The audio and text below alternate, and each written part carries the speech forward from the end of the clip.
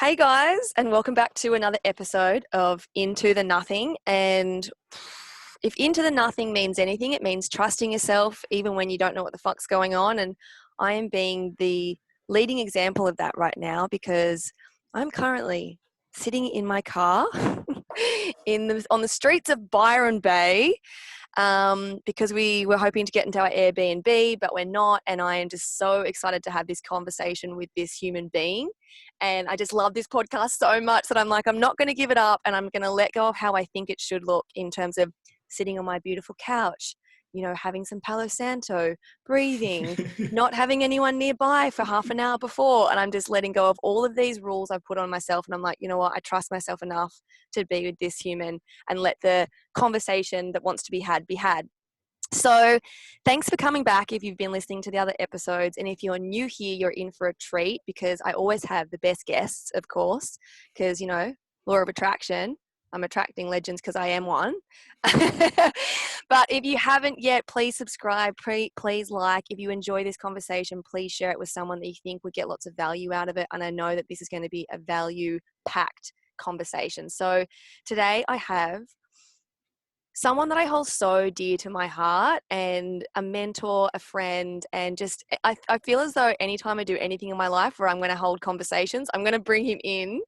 His name is Tom Cartwright, and he was my first ever coach, the first ever time that I invested in myself. I went all in. I didn't have the cash, but fuck, I found it.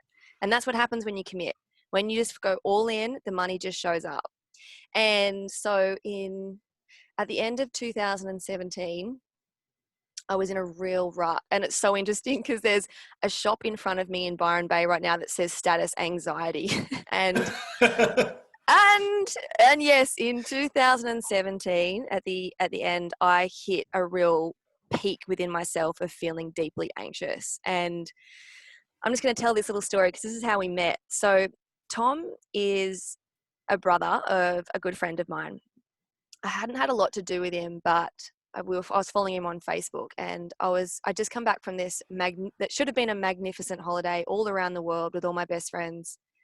And the whole time I was feeling so alone and so insecure and just second guessing everything I did, and just even second guessing if my friends wanted to be with me overseas. It was just really coming up against some darkness within myself. And I was scrolling on Facebook when I came back to Australia, and how the universe works is that I stumbled across a video from Tom Cartwright, and he is very much in helping people in the addiction space. He has an incredible business called Drink Less, Feel Fresh. And is this the video where I was also sitting in my car recording? Oh my God, were you? Yep. Holy shit, maybe. Anyway, he had this video and it just landed for me. Like, he was speaking about addiction, but I was like reflecting on my addiction to procrastination in terms of you were speaking into, I believe drinking and gambling or whatever it was. And it was basically like, if you've got this behavior that you are sick of, but you keep doing it, it's like, hang on, I'm going to let you describe it, Tom, because I always butcher this. But basically what I took away from it was, I could either keep procrastinating, or I have the choice to just enjoy it rather than beat myself up and judge myself for it. Or I have the choice to go, I actually want something better for myself. I could actually change my standards and raise the bar in my life. And instantly I was like, holy shit, I know I've got more inside of me than this girl that feels so small and so shaken up by life. I'm going to reach out to Tom and ask for help. And I just messaged him in Facebook Messenger in that instant and go, I need some help. We met up. Anyway, from that point, my life has been drastically changed, and this human being is changing lives, every day, every week. And, he's a family man. He's got 2 beautiful kids. And another thing that I want to speak about in this conversation today is around the fact that when I first spoke to Tom in 2017, he had a very clear vision for how he wanted his life to look like. And it is now 2021, and he's been living his dream life for a couple of years now, really, of being a family man with loads of space, a beautiful business, having impact, loads of time to be really present with his partner and his kids and family and friends, and having a lot of fun along the way, playing golf, the beach. And so I've just never, it's almost like I've never met anyone who's just like had such a clear vision and then just bloody activated it and lived it. So Tom, thanks so much for joining us on Into the Nothing. Thank you for having me here.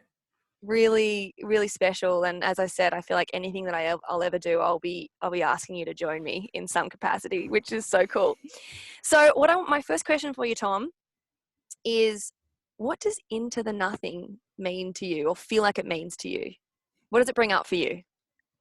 Everything and nothing at the same time. Everything and nothing at the same time it brings up. What really attracted me to the Into the Nothing was, for me personally, the title represents one of the most healthy, functional approaches that you can go about life when it comes to personal development, spiritual journey, any journey that suggests you're moving from one place to another in life. That's what it summed up for me. Into the nothing. It's this irresistible desire to go somewhere. However, the illusion that you need to know where you're going is what sets us up to hit a brick wall, get a slap across the face, and just to realize, oh, there's nowhere to arrive. And you may have heard that before. A lot of people hear that, from stage speakers, like you're in the moment. This is the moment, the only moment that ever existed. And there's nowhere that you can get to. And once you get to the place that you think you're meant to get to, you just realize it's a glass ceiling. And you hear all these things, but to apply them and to live them and breathe them is another thing.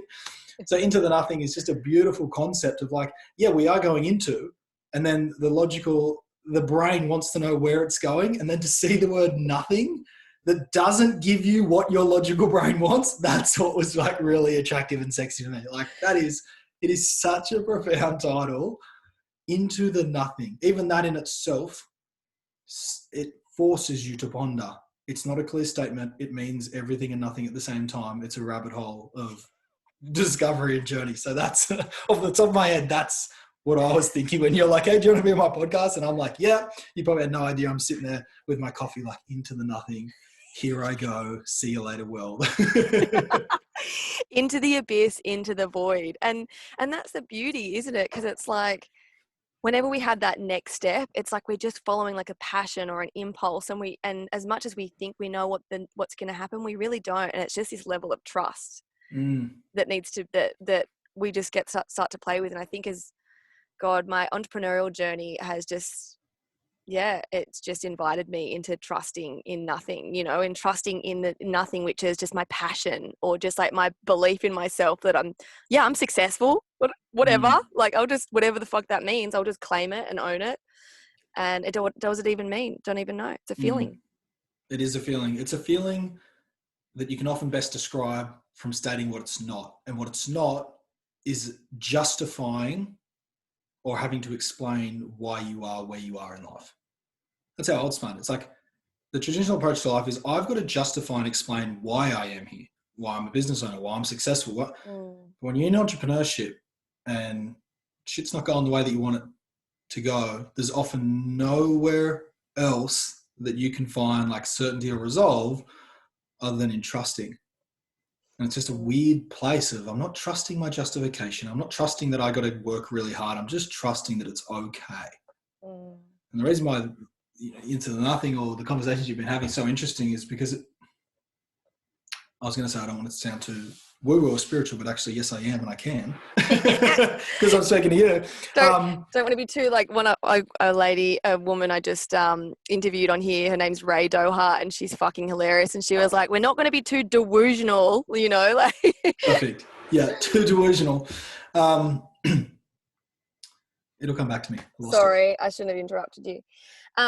So, Tom, I want to get straight into the nothing regarding your area, your zone of genius, which is many things, but the space that you are really passionate about is the addiction space or drinking alcohol, and people's relationship with that. And I'd love to just start with, before we really get into that, like your own journey, and because I feel like it really is again a deep place of trust within yourself, that you wanted something more for yourself back all those years ago, and that have led you to be so passionate about helping others with addiction.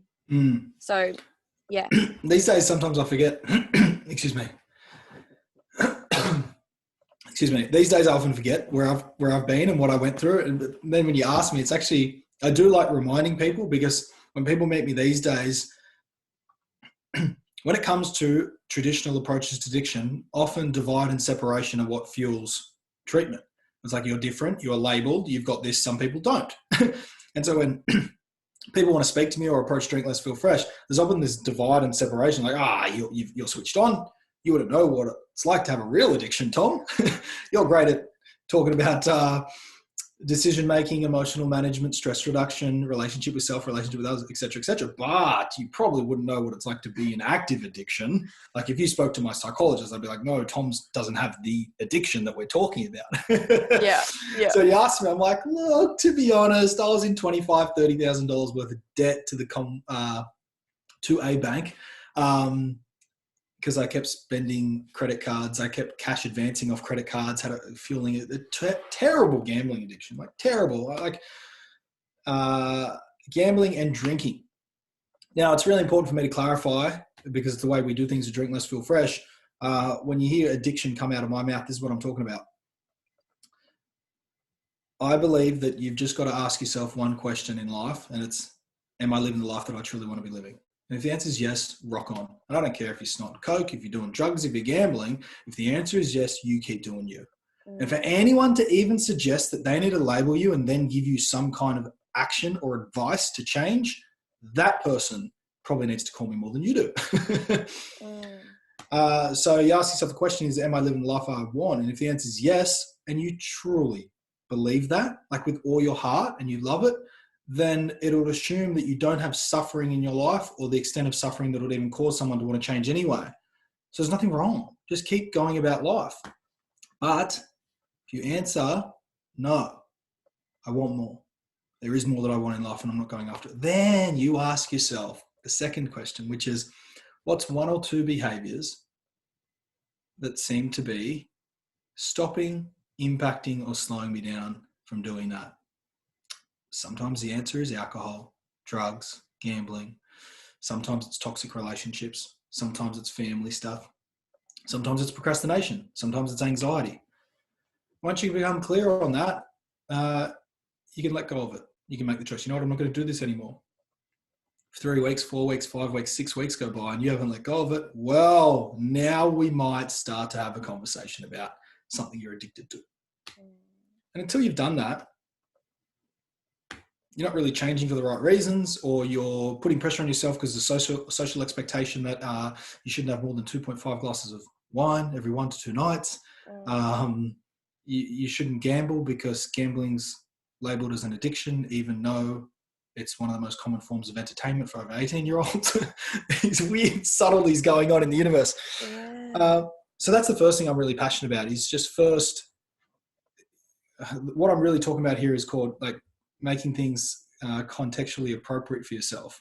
And the art of overcoming addiction has to be contextually appropriate for you. Otherwise, it's not going to work. And it's the number one reason why overcoming addiction is so hard for people, because they go to work on overcoming the addiction. They don't go to work on creating the context that they want in their lives so that they no longer need to run towards the addiction.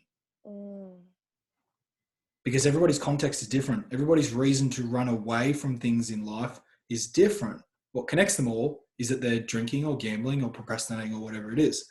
So I'm a very big fan on the journey of choice and freedom, which is what I'm about, making it contextually appropriate for you. Very contextually appropriate. Can I just drop in just for a second and hold your thought? Sorry if you've got an amazing thought, but I just wanted to flag something here that I so love when I'm with you and I hear you and I read your post, because, and I hope this is something that whoever's listening is feeling too, is how Tom makes us feel normal and okay. Like, you always make me feel okay. I feel like there can be so much pressure, because you can, with the context, it's like, where am I actually at and what's like the next little step forward? It kind of sounds like that. It's not like how can I go from A to Z, and not how can I go from I'm drinking every single night to tomorrow being clean. It's like, what's the next step, and is it really okay? Like, what do you really want your lifestyle to look at? It just feels really relatable, and you it's like, yeah, I feel like people can feel so at home and comfortable with you, because I remember you saying, we were talking about how I was saying when I first started to become an entrepreneur, it's because I wanted to be seen, you know, and from that, I guess that little girl who just wants to be seen and that, you know, look at me, I'm cool and I'm part of the crew. And from that place, and, you know, from the personal development space, that I could start feeling really guilty about that. Like, it's not coming from a solid place, and you were like, so what, it got you there? Mm. Like, take the pressure off. That's Yeah. what you do. You take the pressure off. And I hope that throughout Mm. this conversation, people can feel how Tom takes the pressure off. It's epic. Keep Mm. going, Tom. Thank you for sharing that, because one of the things I do pride myself on is called deleting resistance for people. And I think most people want the same outcome from each other, but we're also really good at fighting, which means two people could want the same thing. But if someone suggests it before the other person gets to, there's a reason right there for the person to be like, nope. No, you see it all the time in families, like parents wanting a child to do something that makes them happy. The child also wants to do something that makes them happy. The parent suggests doing it. The child's like, no, stuff that. In relationships, often you've got two individuals. Both of them want to have great sex life. One of them's like, hey, let's jump in the sack tonight. The other one's like, insecure because they think, well, now that you're suggesting it, is that because like I didn't suggest it? Oh my God, maybe I'm not feeling your sexual needs. No, I've got a headache. So everybody wants, like, I gotta say, everybody wants the same thing. Like, everybody wants the same thing. Until you can make it contextually appropriate for yourself, you end up rebelling against the thing you want. In other words, most people rebel against themselves when they think they're rebelling against the system. Yeah. Like, a lot of people think they're rebelling against traditional norms. They're like, oh, stuff that. I don't want a traditional life. So they get intoxicated all the time, like, I'm rebelling. When I speak to someone, I'm talking 99.8% of the time, they're like, no, I do want more for myself, Tom. I don't want to be drinking this much. 99.8% of the time they say this. So we learn that they're just rebelling against themselves. So that's why deleting resistance is phenomenal. I've spent like 8 years of my life learning how do you delete resistance for people when you speak with them.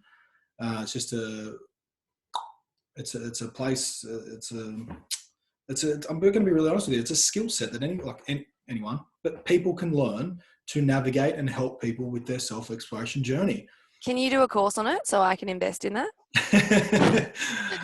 I could put a combination of things together. I've got an amazing mentors and courses that I've done myself in the past to pay my respects to.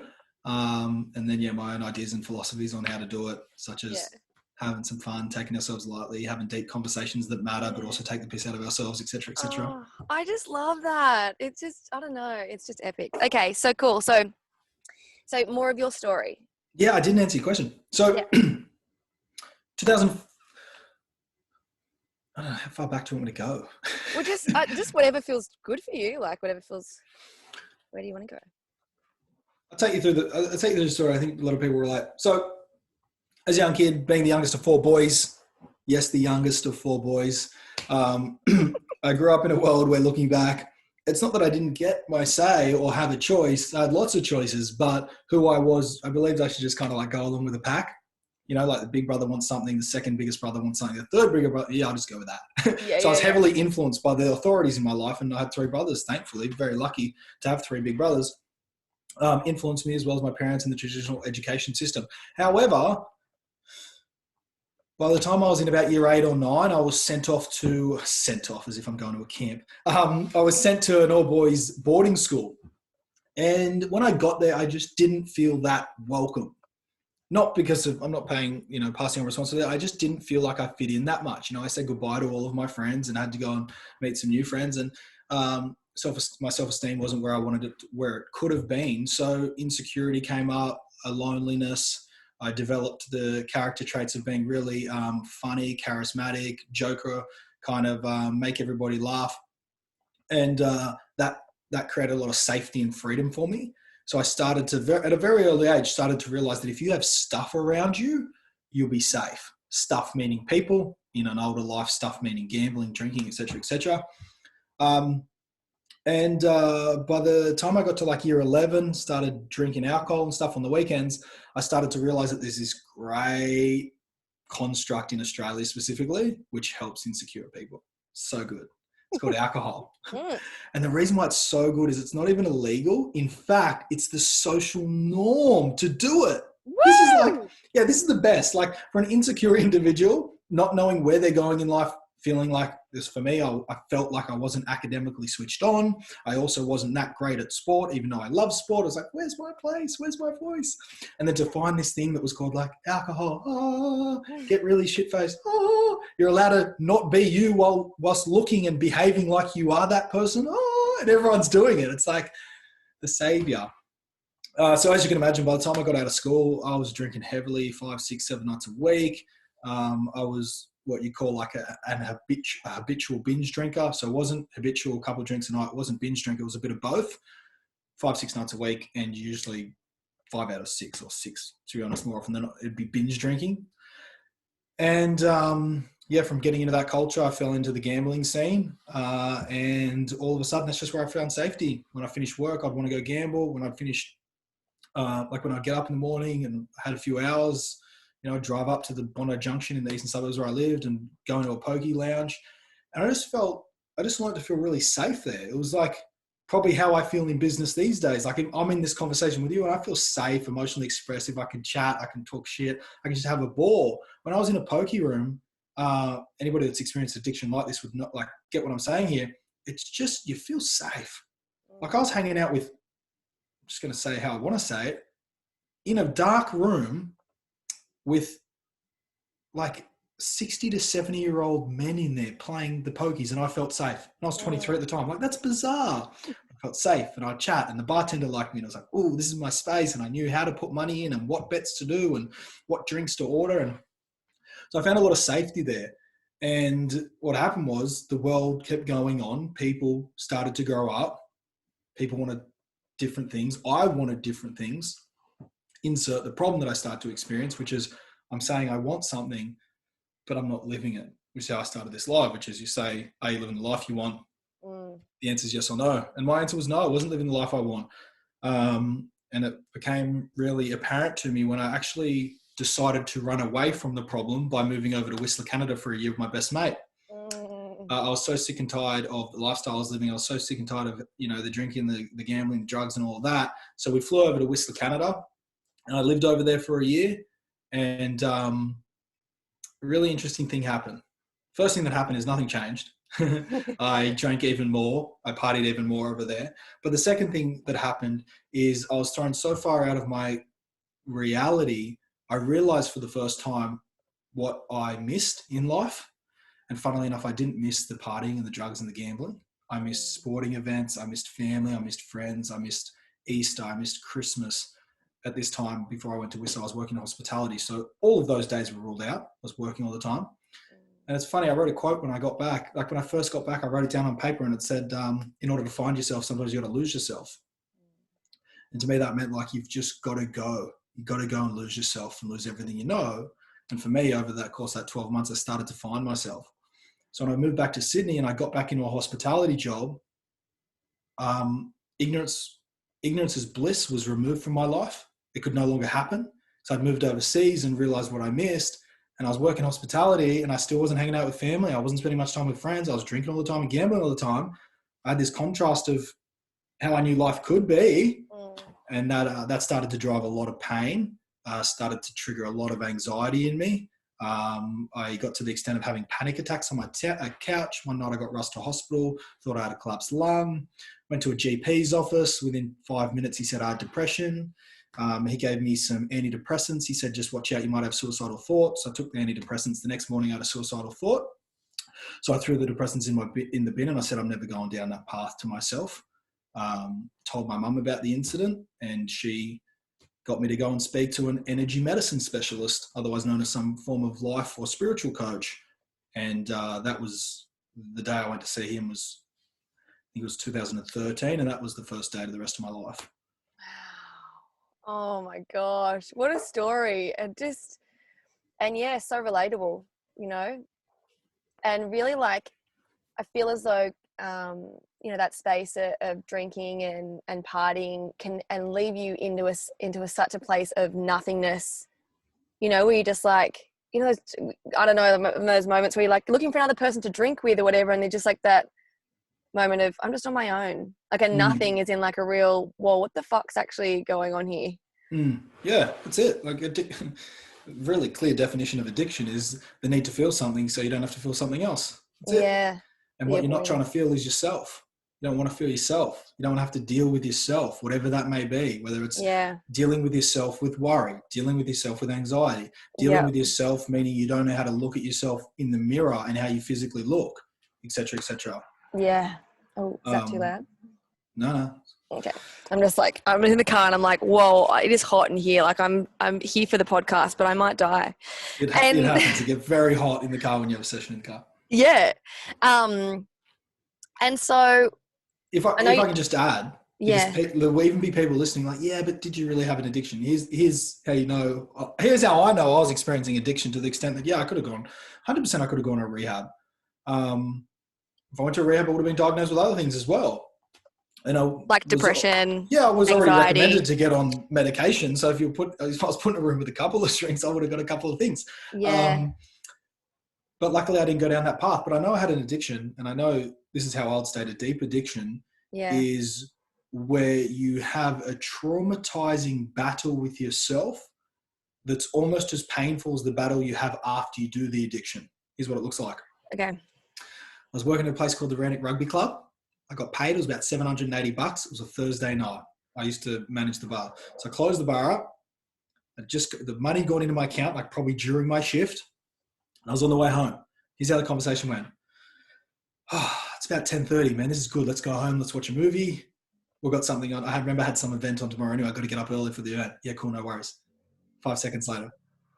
Actually, the Robin Hood Hotel's open till like 3 a.m. Why don't we just go put $50 in? No, you're not putting $50 in. So I started to have this battle in my head. Yeah. Really interesting thing happened. This is one of the moments that will always stick with me, that shifted me out of like a false sense of like, you're fine, you don't have an addiction. I was driving home, and on the way home, I have to go past this hotel. For this 5 to 7 minute drive up there, I'm having the most intense conversation with myself. I call it the head-heart combo. The head tells you to do your addiction. Your heart tells you that you're capable and you can handle more. It's okay, go home. So my head's going, just go spend $50. My heart's going, no, it's okay. You trust yourself. You know that if you spend $50, you'll spend all of it. No, it's all right. Just go. You'll just spend $50, maybe $70. It's fine. Then you'll go. Even though I've got years of evidence to suggest that that's not going to happen. So I started to get really anxious in the car, and by this stage I was sweating, and I can literally remember I was driving a white Subaru, and I could remember the glass on the front, but mostly the sides started to fog. That's how hot I was getting, and my knuckles were going white on the steering wheel because I'm starting to go through pretty much like emotional trauma, which was causing me a lot of pain and a lot of suffering in the body. So I was going through the process of being so fucked up, even though I hadn't even done the addiction yet. And this is like true addiction when you're in the heat of it, and it's like you're not enjoying any of it anymore. The whole thing is traumatizing and painful. And I remember just saying to myself, just go right, just go right. If you turn right up here in 200 meters, you'll be on the way home. Once you turn right, you'll be fine. And I remember driving, and I remember going, yeah, cool, I'll turn right. It was the first state of hypnosis I've ever been in that I didn't know I was in. What I truly believe is that I physically could not turn right. Like my knuckles were white. I was like, turn right. And my body was just like, yeah, see ya. Just don't care what you want right now. Pulled up at the pub, went in, put the $50 in. Yeah, didn't leave until I think about $850 was gone, because at that time those cards would let you over withdraw like $100 or something. So I spent the whole paycheck. And that was just one example of what happened every week. Yeah. It was the first time I'd ever experienced. I remember leaving and having a bad sleep, which addiction does for you, et cetera, et cetera. It's the first time I woke up the next morning and I was like, this ain't good. This is not good. Didn't go to the event the next day because I had no money to go, cancelled on my girlfriend. Insert all the problems that come up from addiction. Oh my God. And for anyone, I feel like it's so relatable. Like I can relate to that, and I haven't had any issues with alcohol or gambling or anything like that, but I can so relate to that. Like, you know, push pull, that internal freaking war where you're just like, no, and that becomes a traumatizing place. Like you speaking about that, I'm like, I so deeply resonate, and I know that anyone who's listening does. And what would you recommend to anyone who's in that? People do it in the morning all the time. Yeah. People do it in the morning all the time. But Like, just jump up, go to the gym. Ah, nah. Just jump up, go to the gym. Ah, yeah, nah. Just jump up and go to the gym. Nah. Sleep and in, wake up. Oh, stuff. I've done it again. yeah, and then like the self-judgment. And but what would you recommend to someone? Is there just nothing in that place except for noticing that you're in it? Like, what do you recommend to start to shift a behavior if they really want to? Cool. I've got to answer the question pretty carefully, because if I answer the question as if there's actually an action step you could take, I'll do a massive disservice to me and everybody in front of me that spent years and thousands of dollars to solve, hardy problems. And that's why I've got to be careful, because often we can become really addicted to needing to know the answer to solve something that is so much more important than like one thing. Okay. So that's the first thing that I always say.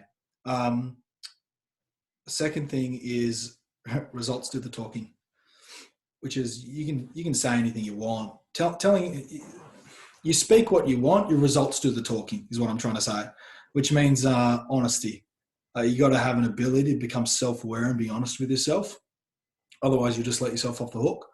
One thing to answer your question that I never learned, even from some of my first mentors, I learned this through studying myself, is a term which is called emotional manipulation of yourself, or emotional manipulation of self. And what that means is we emotionally manipulate ourselves on a daily basis, especially when we're experiencing addiction. As you said, it could be addiction to sleeping in the morning, addiction to having too many coffees, whatever the addiction is. And the way we do it is that when we're feeling something that we don't like, we'll say or do anything to shift our feeling to another state so we don't have to feel it. And really what we're doing is we're just emotionally manipulating ourselves. Our true experience is that we're experiencing anxiety or worry. And then I had this conversation with a client last week. I'll give you an example because it's the best way to explain it. I was having a session with a client last week who was telling me how they keep falling over and failing. Now telling me about their goals they keep setting. And I said, have you ever been aware that you're actually setting goals to emotionally manipulate yourself out of your true experience? She was like, what do you mean? I'm like, well, the truth is that you feel let down, you feel like an effing failure, and you feel like you're stuffed up. That's the truth. Yep. She's like, yep. Like, I'm going to suggest that there's a high chance the only reason why you set a goal is so that you can manipulate yourself out of that feeling and get off the hook. And she never learned this before, which many of us hadn't. She said, that's fascinating. Then she went quiet, and then she responded with this. I have been doing that my whole life. For the first time in her life, she just uncovered why she finds it so hard to stick to goals. I'm like, yep, can relate. Can't we all? We're really good at emotionally manipulating ourselves. There's a beautiful woman by the name of Brené Brown, and she's phenomenal at doing the opposite of this, which is become aware and be honest with your actual experience. And your first step is to learn to face it. Yeah. That's how I'd answer your question. What is the first step when you're experiencing this? What's your first step? And your first step is probably to acknowledge that you might have to face it. That might bring up some things like, how do you do that? Well, that's the journey you go on. Yeah. Because there's two different journeys here. You can go on the journey of, how do I not procrastinate? Or you can go on the journey of, I'm worried. How do I face this part of me? Yeah. And facing the part of you that you run away from, so much more phenomenal and functional approach than trying to solve a problem for yourself. Yeah. And it really, it's just something that's come up for me a lot. I went to a retreat not that long ago, and a big theme in that retreat was truth.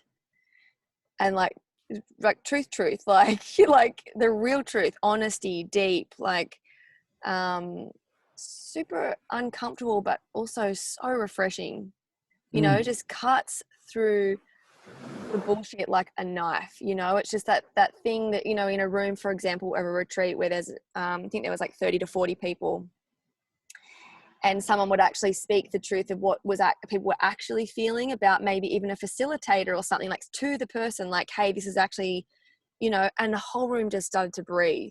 We don't even realize how energetically we're just like holding on. And it's like, once the truth, even how uncomfortable it is, and how much shame is attached when we just start to speak it. How Yeah. much So what's relief is in there? Yeah. So what's fascinating about that, and the reason why there's relief, I was working with a client from Ohio this morning, or overseas, and this is fascinating. This has come up. Very similar conversation. When you work with a great coach or a mentor, what you're really trying to do is to help someone call you on your bullshit. You want to be called on your bullshit because you're sick and tired of putting up with it. You're sick and tired of putting up with your insecurities, your anxieties, your overwhelms, the stuff that you say and that you speak that causes you pain. But here's the funny thing, like, and it actually is quite funny and ironic. Your ego wants you to be called on your bullshit, so your ego can be seen, heard, and validated for, yeah, I'm worrying, I'm anxiety. But the truth is, you want to be seen in what you're capable of. So it looks like you're being called on your bullshit. You're not. You're being called on your truth. And you're getting the bullshit out of the way. Because the bullshit is the last place of resistance. It's like, hey, we can change, but I've got an addiction. My response often is like, great, that's not a good enough excuse. What's next? I say that to clients sometimes and they go, sorry? I go, that's not a good enough excuse for me. You got to have a better excuse than that. Tell me some other fucked up shit that you've got in your bank on why you aren't worthy. I said this to people whenever I was doing a workshop with about 12 to 13 women. I took on this approach and they started to share these really vulnerable reasons in their past, and some of these quite traumatic reasons on why they aren't allowed to be as happy and successful as they want to be. And they started sharing them. And from deep place of respect for them, I said, that's not good enough. And for the first time in their lives, it's like, oh, everyone, like, you know, it's like a feeling of like, but everyone else says that's okay on why you're struggling because you experienced this. Yeah. Work with a great coach or mentor, it's like, no, I see more. Yeah. I see way more in you. And so that's really something that's important. And I'm glad that you brought it up because it's like, we think we're getting caught on our bullshit. We're not. We're getting caught on our truth. You can only see your truth when you move the bullshit out of the way. Yeah. Wow. And it's like, and within that and within myself, I actually got called out on this last week, and you know, around how we're really scared of our light. We're really scared of our power, of our, you know, deep within, we think it, you know, for my own, it's all the distractions, as you were saying, or like, you know, it's like, that's not a good enough reason. It's like, because I feel like I can be, and I think all of us can be in our own way, actually so terrified of what we're actually capable of. Do you know why? Because it's unknown. Into the nothing. It's the nothing. That's it. The great quote, you know, and it's something that I used to hate. I heard it for the first time in Coach Carter years ago, and I was like, that quote sucks. I was so off it. And over 8 years in the industry studying this profession, I'm like, oh, that is one of the most real quotes ever, which is along the lines of, it is our light, not our darkness, that scares us most. Yeah. Another way of putting it from like a human behavior point of view is the brain would rather a known pain than an unknown pleasure. Woo! You know what I mean? And pleasure is indestructible, unforgiving, relentless expansion. There can't be a cap. Human beings have no way to logistically like analyze and create data on where it starts and where it ends. It's an unknown. So it's an unknown. So it's pleasurable, but it's unknown. Can I give you an example? Yes, I love your examples. 3 nights ago, I was putting my beautiful girl, she's so gorgeous, Riley, down to bed. When I put Riley down to bed, I often stand there. She finds safety and loves that I'm standing there just until she's getting pretty sleepy, and then I leave.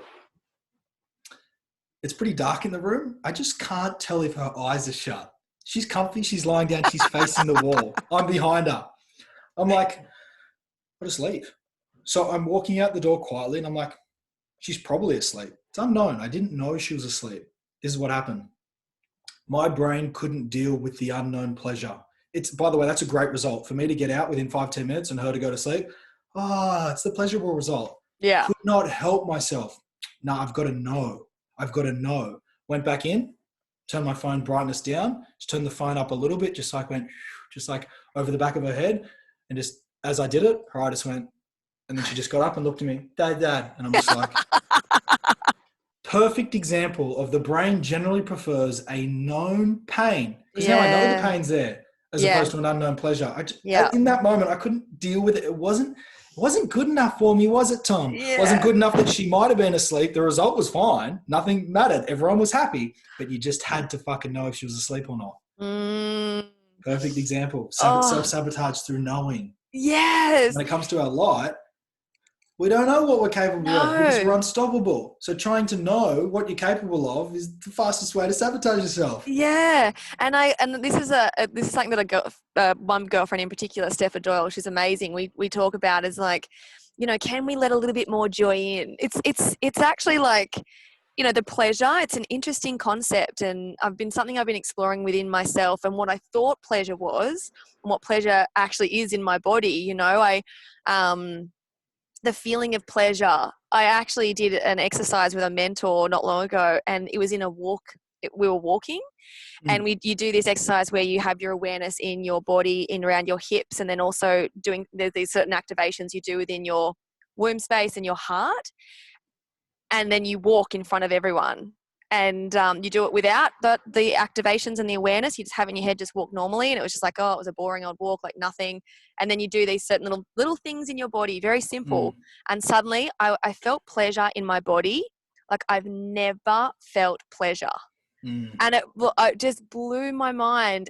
But just now, just noticing to let more pleasure in, because I realized in the past I've been very comfortable with the struggle, and I actually use it as a way to relate to people and to be part of, like, to belong. We all do. Yeah, I know, but I like to speak on behalf of myself, I don't. And so You guys all do it as well. I'm yeah, going to you're let you all know that I do it, fucked but you up. all do it. You all suck. No, I am so human. And I actually was in a conversation last Friday with a woman, and she was telling me she was going through a lot of challenging stuff, like thing after thing after thing has been going wrong in her life. And for the first time, I didn't even notice, but it's just like where I'm at the moment. For the first time, I was just like, things are so good for me. I'm really like, things are like really like they've clicked into place. Like things are really moving, they're flowing and and I just fully just owned where I was at, rather than what I would have done unconsciously in the past, which is actually, oh yeah, actually I stumped my toe the other, like just finding something so I didn't outshine her or some like story, in my head. And I just noticed it afterwards, and there was a little bit of guilt. I'm like, oh, should I have been a bit more compassionate with her or something? But I had an open conversation with her the day after around that conversation, and she was like, I felt so much compassion for you, Patrice, and actually like the entrainment of, that whatever energy you're with someone, and for someone to just own where they are and to actually entrain her into a place that might have felt a bit good or less focused on all the shit that was going on in her life, but just really noticing myself and how proud I was of myself for not doing what I would have done before unconsciously, which is just, Like, yeah, I've experienced that too yeah, or recently. like, oh, Yeah. actually, yeah, I've got a bit of a sniffle today or something, just we don't even realize we do it, but to actually own where we are, and when we're feeling good, to lean into it. Like the pleasure, the good, the light, the expansion. It's like when I walk past, I'm just going to shut my car door. When I was walking in the river this morning, and I noticed the sun shining on the river and the sparkles and the big, like the light that the pattern of light that the sun puts on the river first thing in the morning in Brisbane. And usually I just walk past and like take it in for a little bit. And now I stop and I pause. And I'm like, no, this is fucking beautiful. Like, soak it in, Patrice. Like, drink it up. Like, let it into your body. How pleasurable can you make this moment for yourself? How good can you feel in this little moment? Yes, love it. See, what you just was suggesting too is like, oh, that's such a phenomenal state to get to. And then at the same time, it's simply choosing to make a reality that you desire. You spoke about, mate, at the start. You said something along the lines of, I've never met someone who's just so clear on their vision and just made it happen. You just started, you're doing it then. Yeah. You didn't want to, you were going to maybe do what you'd usually done. You're like, no, conscious choice, soak it up, make the most of the moment, whatever that means to you. Yeah.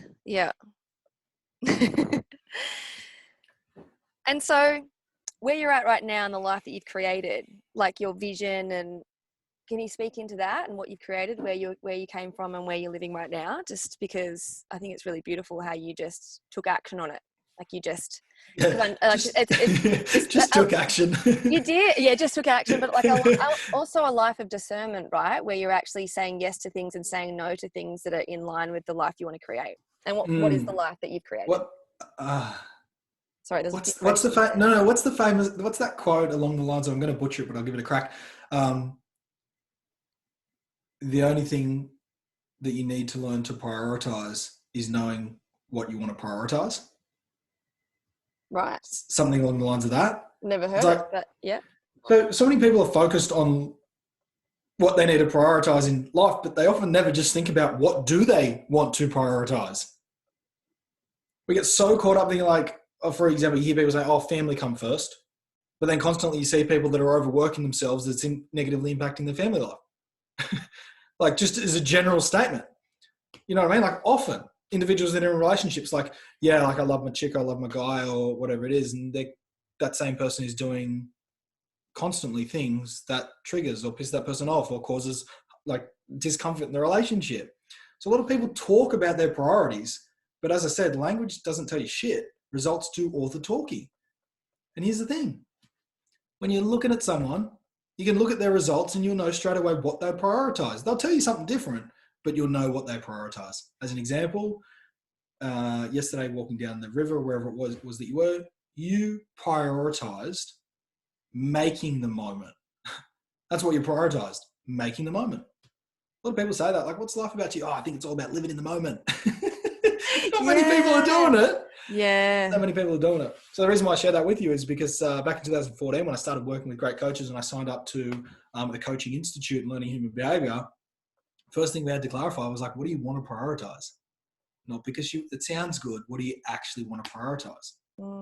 And for me, it was the thing that I'd neglected a lot of my life, even though it came through the lens of I cared about it, which was relationships. I wanted to prioritize relationships. I wanted to learn to put my partner, my beautiful girlfriend at the time, first rather than myself first. I wanted to learn the art of self-sacrifice as opposed to self-fulfilling, needy prophecy of addiction. So I went to work on that. And in 2000, I struggled for a year. It was hard. I was learning. I was studying. I kept stuffing up. I was still drinking, still gambling. 2015 came around. It'd been like 12 to 16 months. I'd been learning about human behavior and watching blogs and YouTube and like trying to get into the whole grips of life can be better. And I asked myself that's probably where I came up with the questions, I should say, which was, are you living the life you want? And I'm a big fan these days is life's actually really simple if you're prepared to take a very high level of responsibility. And it's often not shared when it comes to traditional addiction, because I'm going to judge here, but traditional addiction or traditional approach to addiction is treat the client like they're a wounded victim. Don't treat them like everyone else. Treat them like they're not capable. And I think we're all capable no matter what past we've had. So if you're prepared to take a very high level of responsibility, life's really simple. And in mid-2016, it was really freaking simple for me. It was, you're still drinking and gambling, which you say is the number one reason why you're not successful. And you still got a fear of public speaking, which is a second reason why you say you probably can't be a good business owner.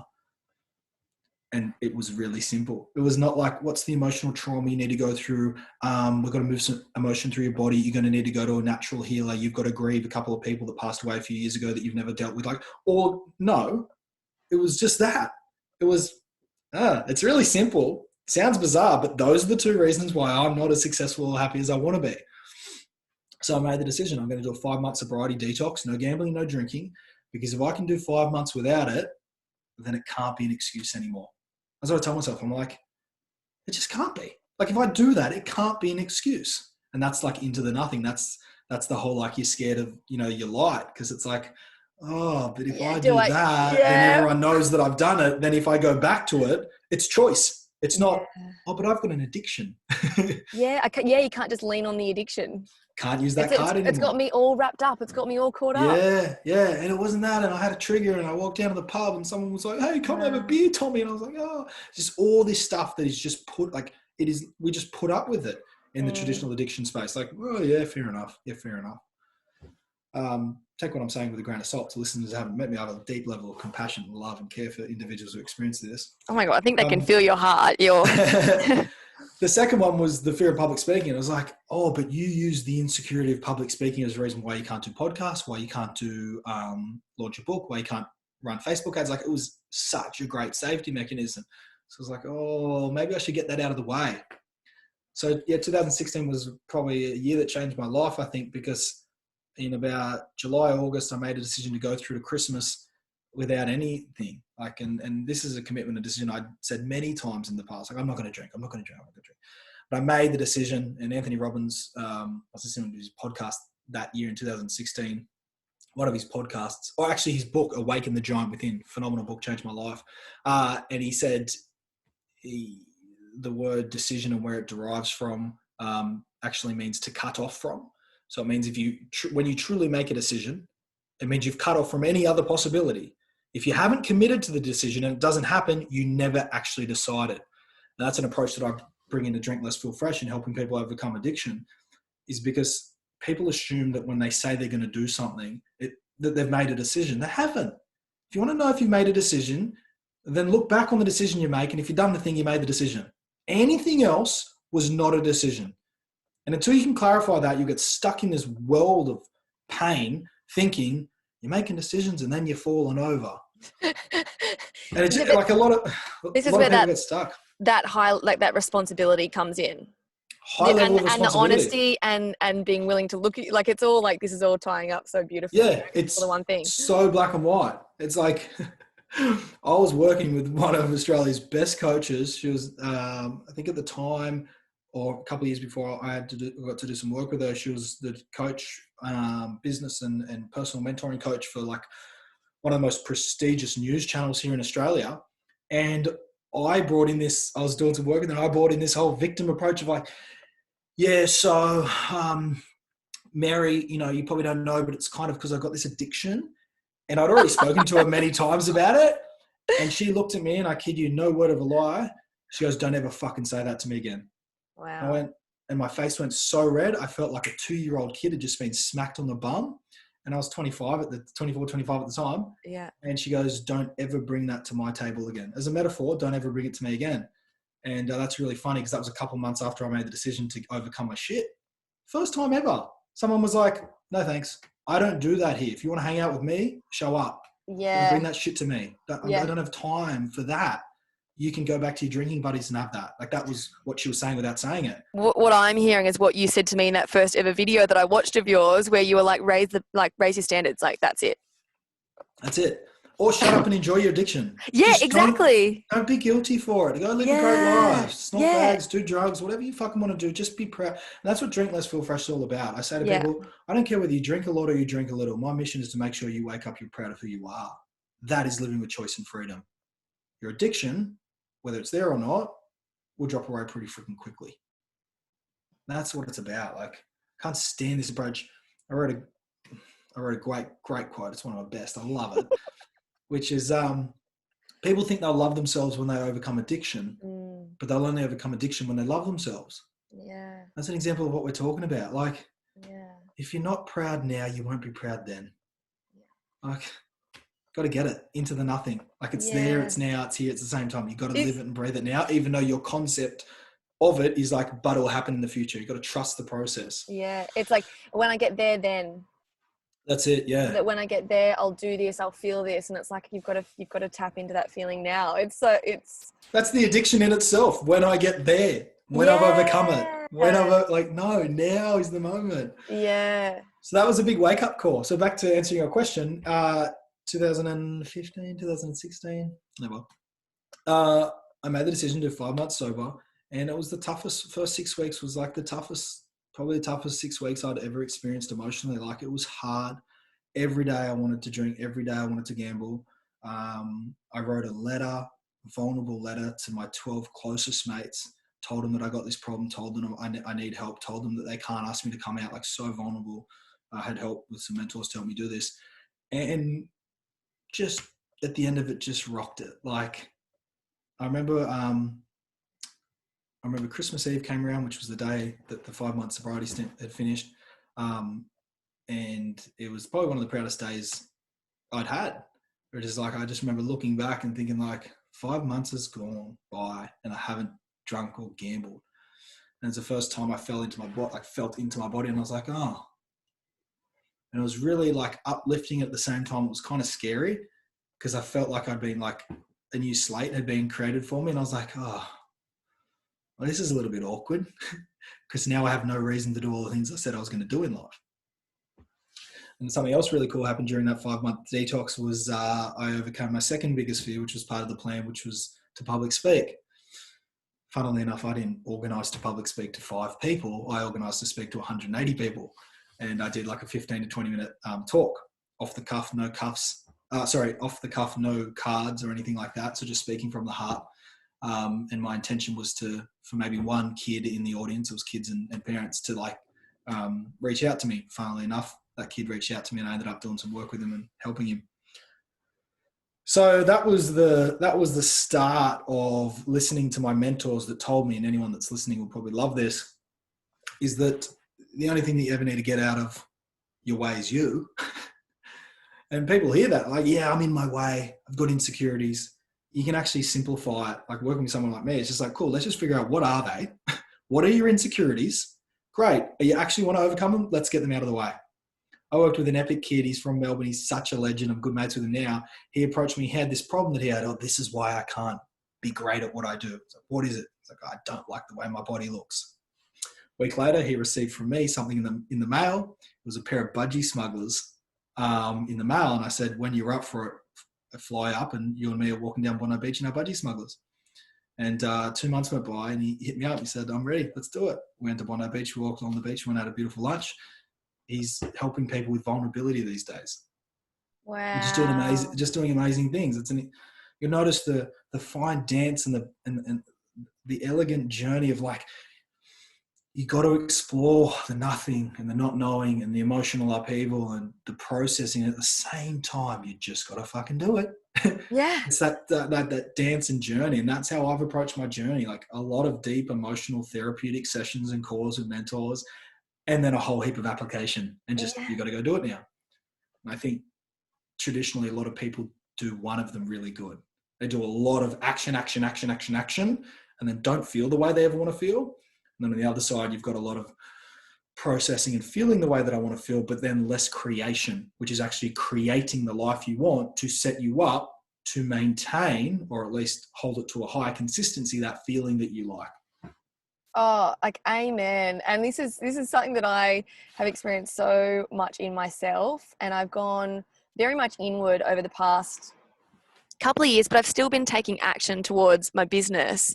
But the internal journey that I've gone on, which looks like I've worked with lots of different coaches. I also do lots of like morning practices, which include meditation, and they change all the time. Sometimes it's dancing, it's spending time with myself, it's just understanding myself, noticing my thoughts and my feelings, and doing different retreats. So it's been a very much an internal journey of like, okay, like, what does it actually feel like to be in this body, and what's actually going on here? Yeah. Simultaneously, like, I'm building this life where I want to have a beautiful business, and I want to work with clients that I love, and have a certain life with my beautiful partner, Ted. And it's like that internal journey that I've been going on, and simultaneously taking action and building a business.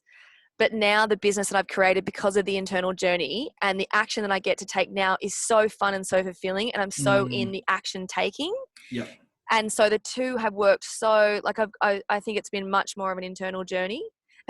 And it had to be, because I just feel like that was my path, and that's a lot of people's paths.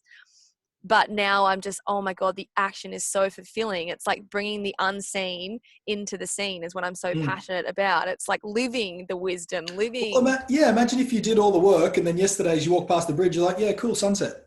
Like the doing is the no, stop, reflect. Yeah. Oh, the analyzation, the construct of like, oh, I'm actually experiencing this. Yeah. It's so important. It's like the whole point. It's the whole point that we're here. We're not just our souls, and that's the whole point right here. We're actually in the human form. We're in the human form, living with two worlds, our internal world and our outer world. Trying to live in the outer world only is addiction in itself. Trying to live in your inner world only is escapism. It's an addiction too. Yeah, there's a harmonious vibe here. Sometimes people... One of the approaches to change I love is throw up the equal opposite ends of the pendulum, or action-based or internal emotional processing. Do nothing. Throw them up, create contextual appropriation. Let's go with that. Contextual appropriation, so people can find out where they want to sit. Yeah. Some people are living in a busy city, which may be leaning a little bit more to the action and the busyness, and that's great. Some people may live more of the chilled out, remote, off the grid kind of living lifestyle. That might serve the person. Yeah. Where do you live in the world? Where do you want to live in the world? Where do Yeah. you want What to do you fit? want? And It that's the comes back beauty to of your it. first question. That's it. That's it. Okay. It's so simple, and it's just, yeah. It's in the action that you learn anyway, and it's in the action that we learn the contrast of like, okay, well that didn't work, or that didn't feel that good, or what, it's. But if it wasn't from one of my mentors, I'd probably be still sitting on a meditation cushion, to be honest. She's like, Patrice, it's time to come out now, and I'm like, no, I can feel that, but it doesn't just it is.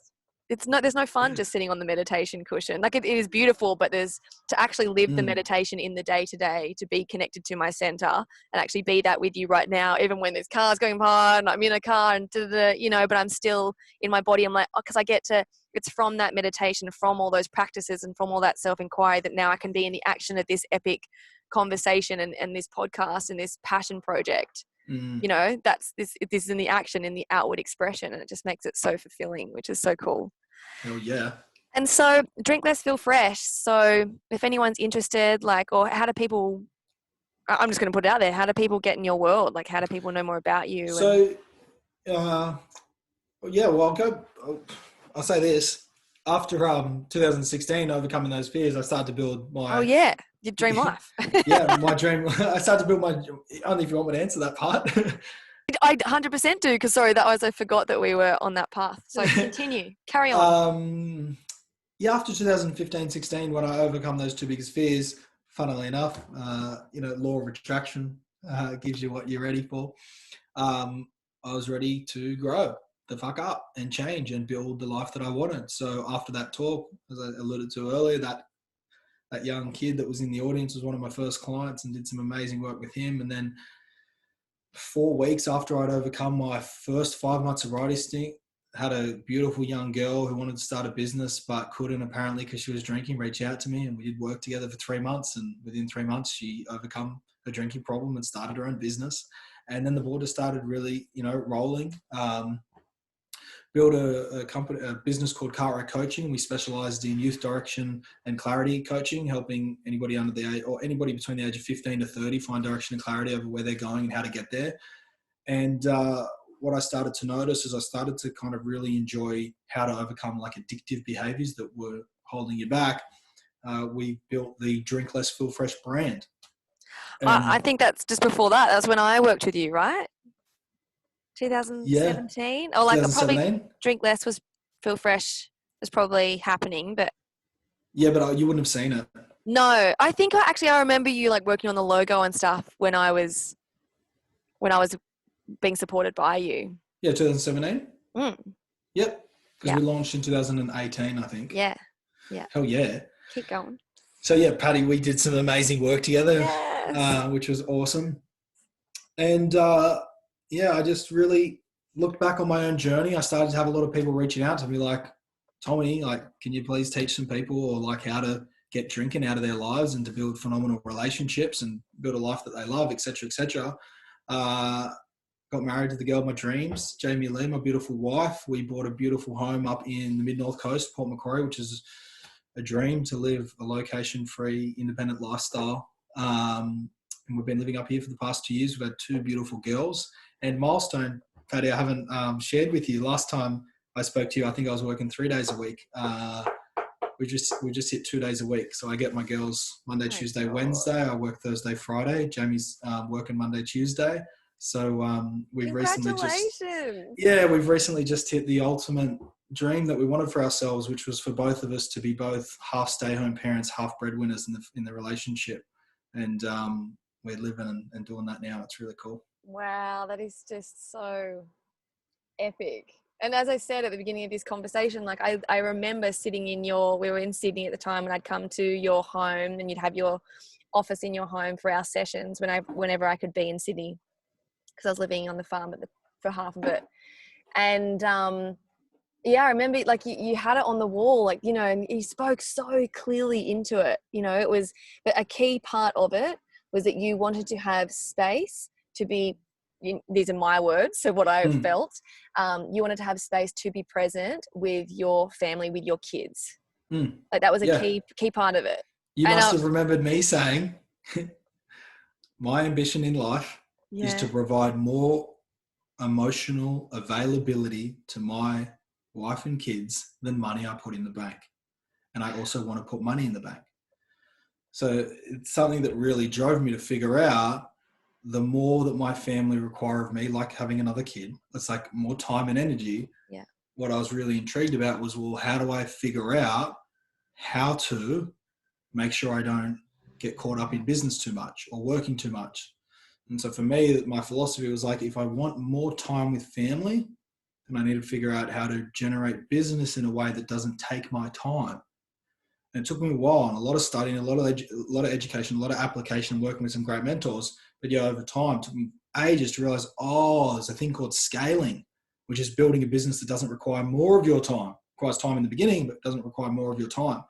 And that's what really drove me as well to build the Drink Less, Feel Fresh brand, which was, how do you work with large amounts of people and create bigger amounts of change, whilst at the end of the day also being really looked after, so that I can live the life I want? Because it'd be rude for me not to live with choice and freedom, and that be the vision for Drink Less, Feel Fresh. Totally. It's like, hey, you guys, this is what I want for you guys, but hey, I'm going to suffer over here. Yeah. I did 90 hours this week and I've been drinking all week and woo. But you guys do.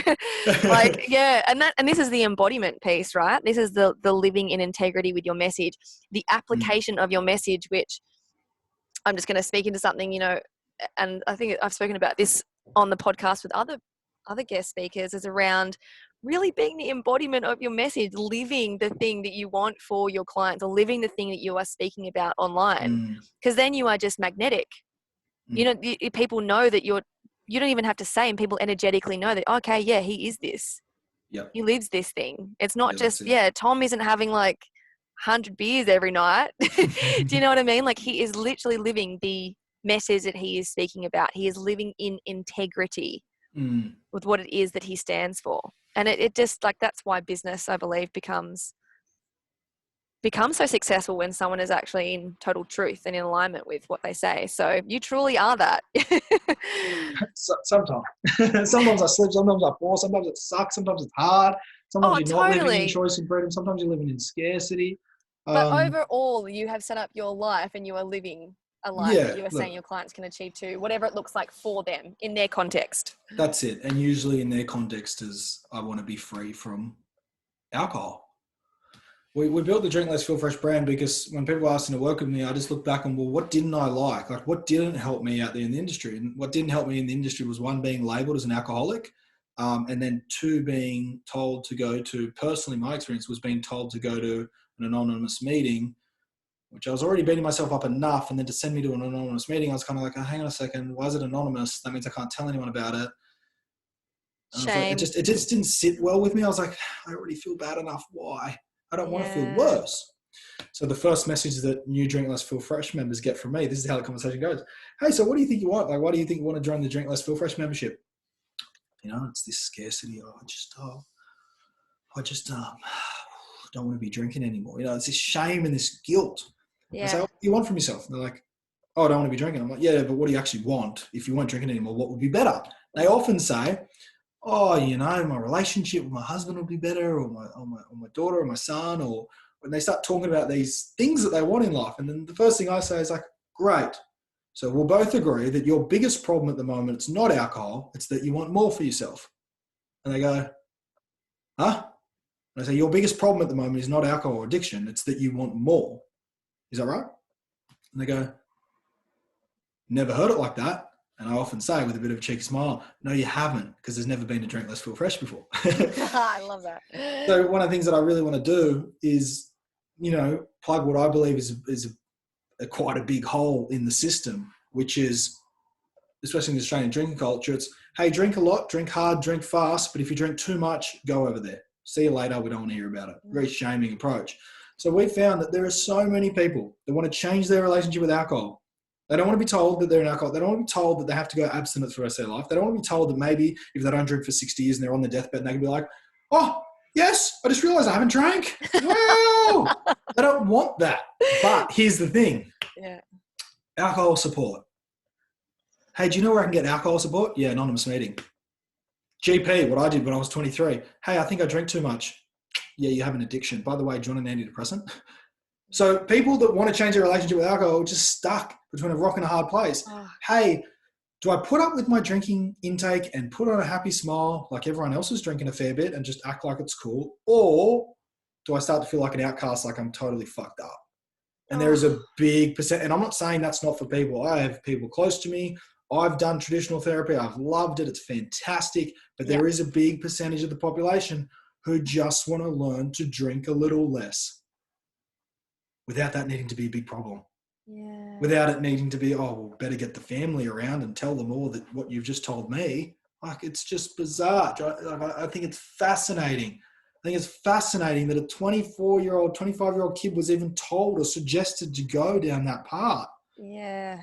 Um, And just like, I just, even looking last year at, you know, with the COVID lockdowns and everything, and just like the only thing that was open were liquor stores. And I'm like, you guys are, I know obviously the government wants to make taxes and they've got to make their cash, but I'm like, you're locking people in their homes and the only thing you're going to leave open, the only store, I was just like, you've got to be fucking kidding me. Like, yeah. because it's just, they're nutrient rich, healthy for you, lock people in their homes, don't give them any sunlight, but make sure you give them a couple bottles of vodka and maybe a few bottles of rum.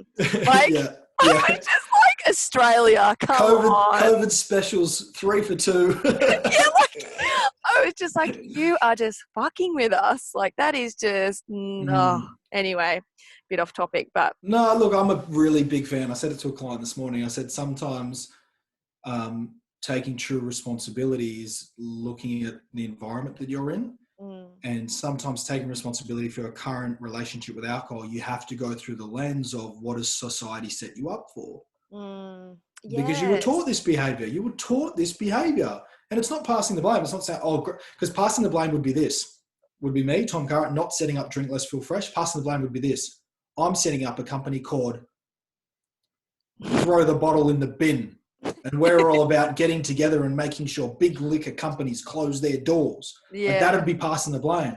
I think alcohol is a phenomenal tool. It's a delicious tool. It's a great tool. I just think socially as a construct, we've forgotten what it means. Yeah. There's no real meaning behind it. The best way I explain it is I think alcohol used to be the icing on the cake for people. It was a wedding, icing on the cake, cheers, glass of champagne. It was a celebration, icing on the cake. Look at this beautiful bottle of Belvedere or something with fresh lime. Let's all have a couple at this nightclub. So it used to be the icing on the cake. Yeah. In Australian drinking culture, the alcohol is the cake, which means people don't feel comfortable without it. People don't know how to sit at home without it. The event is the icing. I'm going on, like, I've done this. I'm so honest about it. I've been to many a wake before and been more emotionally attached to when the free bar was going to open than I was to saying goodbye to the person. That's total honesty. I'm so honest because I've had so many people go, yeah, it's honest, because, you know, a lot of people go, fuck, I've done the same thing. Wow. And, you know, an engagement like, oh, I can't wait. When the alcohol is the cake, it's when you start to realize maybe, just maybe, you've kind of like missed the point a little bit. Yeah. So to my client yesterday, they said, Tom, can you give me an example of where alcohol is contextually appropriate for you? And I said, I'll give you an example. One, when I was in Hawaii with my wife Jamie Lee for our honeymoon, the strawberry daiquiris we had watching the sunset go down. I said, when I finished a great game of golf with my dad, this was a man who I thought years ago I was never going to be able to drink again with, because the way I used to approach alcohol was if I played golf with my dad and then when I had a beer with him, he would go home, then I'd go out. I couldn't help it. It could be a Wednesday, I'll cancel work because I was addicted to it. These days, nothing I like more than have a game of golf with my dad, going into the clubhouse and having a beer with him. That means so much to me and reminds me so much about how far I've come. We have such an authentic connection when I do that. Yeah. Yes, I've done the work over many years to figure out how to go about that. But I give those examples to provide hope and comfort to people who beat themselves up. Like, I'm never going to be able to have the relationship with alcohol I want. We're called Drink Less, Feel Fresh for a reason. We're not called sobriety. We're not called never drink again and then you can be proud of yourself. We're called Drink Less, Feel Fresh. What do you want? Do you want to do a 3-day detox? Do you want to do a quarter of the year sober and then go on a holiday and just send it? Just go back to how you were. Great. Do you want to have a relationship with alcohol where you don't really drink it unless you're with your intimate partner, because maybe in the past you drank it without your intimate partner and it caused a lot of problems. Remember, it all comes back to making it contextually appropriate for you. What do you want? For me, I didn't want to stuff up relationships anymore. I wanted to build a phenomenal business. I have fantastic relationships. I have a phenomenal business. I look after my health and fitness in ways that I'd never thought before. Alcohol is now the icing on the cake when I choose it to be. I love that. And I as I said, I don't believe that I've ever had any issues with alcohol or anything, but I have a similar relationship with alcohol. And, it's taken me a lot of guts just within myself to own that I don't love the way that I feel just having a few wines here and there. I just don't love it. And I love to feel good. I love to feel fresh. So do you know what people told me? This is what they used to say. You don't understand, Tom. You'll never be able to be like Paddy. And that's what the population get told. They go, no, if you've got an addiction, you'll never be able to do that. Wow. I got told, because it's how my behavior was at the time. Yeah, it's ingrained in you. It's embedded. You'll never shift it. There we go. I couldn't have, and I told the doctors, and I was like, yeah, they're like, how much do you have to drink before you don't stop? No matter what, like you break your morals, your compass, like you break all your responsibilities. And I go, half a beer. They say, so if you have a sip, you can stop. I'm like, yep, after half a beer, just rules that I've created in my head, emotional attachments and needs to things. And they're like, you'll never be able to control that. They also said to me, you'll never be able to put $20 in a poker machine and stop. They also said, you'll never, and I'm going to be really honest, they also said, you'll never be able to snort cocaine and it not totally fuck your life up. None of those three things stuff my life up. And none of those things are true. Yeah. You. That's it. And it's not, people hear this message in traditional addiction. This is what you hear. Traditional addiction, not the way I do it. They hear this. Well, hang on a second. You could really set someone up for failure there. My response is like, they're already failing because they're not approaching any fucking change, because the only approach that they're seeing doesn't resonate with them. It's either 100% or zero. There's nothing. You hear it all the time. There's this phenomenal company overseas called 1 Year No Beer. And they do a phenomenal challenge where it's like 1 year, no beer. You join up. You're like, I'm going to do a year. They're so great. I followed some of their stuff. And it looks like they're doing great things anyway. And, I saw them on the news one time and they were getting great press. And then they brought the psychologist in. This is what he said. Well, look, it's a great program and stuff. Probably, okay for social drinkers, but it's not going to work for addicts. And I just looked at it and I was like, who are you to say it's not going to work for someone? Because you've got an addict that's been to rehab 6 times and nothing's changed. And you've also got an addict that has a kid who's never drunk since he had a kid or she had a kid. So there's no evidence. The only evidence we have in life is anybody is capable of anything. Yeah. And we get stuck in this traditional mentality of this works and this doesn't work. And if this isn't going to work or doesn't have the certainty of working, don't try it. I'm going to get passionate about this. I love that. And what's really sticking with me right now, and I feel like it's a really good time because I'm like, we've had a good conversation here. Tom and I could speak for forever, but anything is capable of anything. Anyone is capable of anything. Sorry. Anyone is capable of anything. If you're prepared to go down an approach that may be scary. Yeah. I always wanted to have a relationship with alcohol that I love and respect. Funnily enough, it did require me to do a 5-month detox. Yeah. We get caught up thinking we need to have it now. No, you just need to be committed to it. If you're committed, it'll happen. On one of my other episodes, I had one of my dear friends, Jessie Reimers, and she was going through a lot of heartbreak and just a lot of pain. And she went through 3 months of celibacy. And in that same time, she gave away her huge business and social media and all these things. She actually took heaps of food out of her diet. And on the end of that, she's found the love of her life. And it's like, and this is beautiful because it's like into the nothing, it takes discernment. It takes letting stuff go, it takes a high standard for ourselves. Responsibility to have the life that we want. It takes choosing nothing, which can feel like maybe it's letting alcohol go for a period of time, or for me, I've let certain foods go because my body just felt like it needed a rejig, or I've had to say no to social events and start to become more discerning with my time, my energy, as I want to have more impact and live a more abundant life and spend more quality time with my partner. And that takes saying no. And when we let these things go, it feels like we're going into the nothing because we're letting go of people like, well, who am I now with that thing? Or people saw me as that. what's going to happen now? And you feel like it's a new territory. So it feels like nothing because it's unfamiliar, but it's in that place that the Yes. magic happens if you are willing to fucking go there. Yeah. If you have to know who you are, life's going to be tough. Yeah. There's a beautiful fine line between your ability to be comfortable with who you are lies in being comfortable knowing who you are not, or just not knowing who you are, I should say. It's the not knowing. That's It's it. Into trusting the that we nothing. don't know. It's into the knowing nothing. so much that you're okay to maybe go into you have no idea who you are. And that's what happens when you drop a food or you drop, something that you know. And it's like, and this life is so limitless, and we play in such a limited place. And I remember seeing a pie graph once at this event I was at with Alexi Panos and Preston Smiles. They're so epic. And they did like this pie chart, and it was like this little tiny, like just say like a 5% of what we know. And then the rest of it was like what we don't know. Yeah. Like what we don't know what we don't know. But when we're in the 5%, we think it's 100%. We think it's 100%, and it's literally nothing. And so it takes sitting in that uncomfortable place. It's often uncomfortable, but you get more comfortable in that uncomfortable place. I found in myself, like I'm starting to get more comfortable when I'm like, I genuinely have no fucking idea. And this is what you were talking about at the beginning, like the trust, and just trusting in the sake of trusting yourself, of sitting on that, of jumping. And it's like, this is what this conversation is all about. And it's like anyone is capable of anything if you're willing to sit in the nothingness of yourself. It's so good. Did you read the thing that I posted yesterday or 2 days ago? If you learn to handle more of you, you'll end up having less to handle.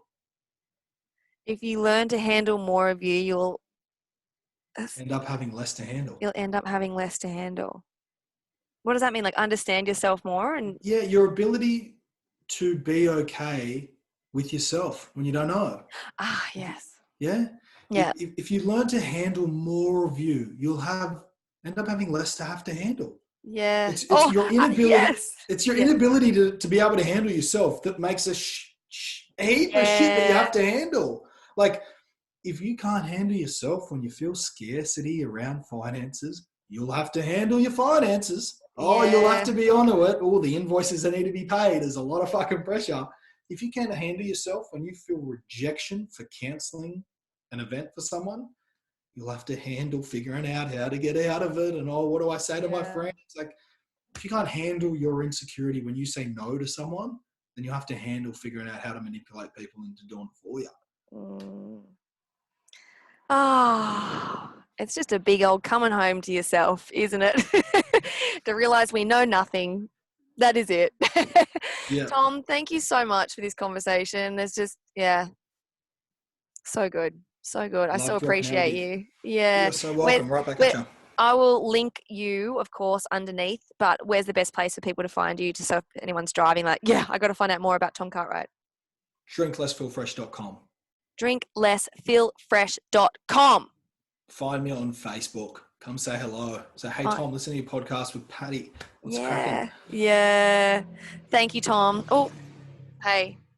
That's just because I'm sitting on the streets of Byron Bay. That's the sign. That's the sign to wrap it up. That's the perfect sign of the closure. But thank you. Thank you for tuning in. Thank you for listening. I please let me know. Please let us know what you took away. Like if you're feeling like, oh my God, Tom, I love it when you said this. It really shifted something in me and my perspective. Please reach out to him and tell him and tell me. There's nothing better than when people reach out and tell me.